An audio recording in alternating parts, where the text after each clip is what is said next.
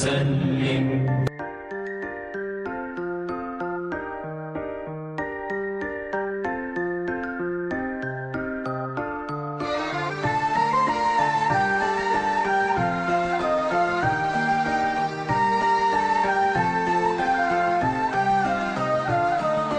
Dinim İslam, kitabı Kur'an. Dinim İslam, kitabı Kur'an. Peygamberim Muhammed aleyhisselam.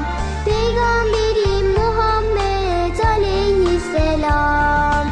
Öğreniyorum, öğreniyorum güzel dinimi. İslam sevgi, İslam barış, çok mutluyum ben şimdi. Öğreniyorum, öğreniyorum güzel dinimi.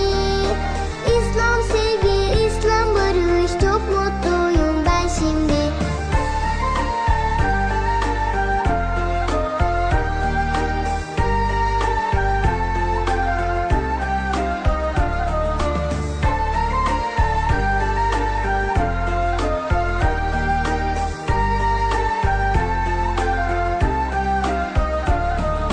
İmanın özü Allah'ı bilmek. İmanın özü Allah'ı bilmek. Diliyle kalbiyle inandım demek. Diliyle kalbiyle inandım demek. Öğreniyorum, öğreniyorum güzel dinimi. İslam sevgi, İslam barış, çok mutluyum ben şimdi. Öğreniyorum, öğreniyorum güzel dinimi. İslam sevgi, İslam barış, çok mutluyum ben şimdi.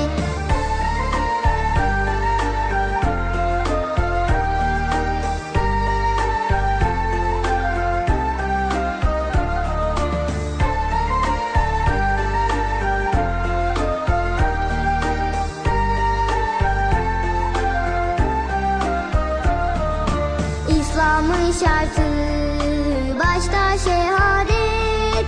İslam'ın şartı başta şehadet.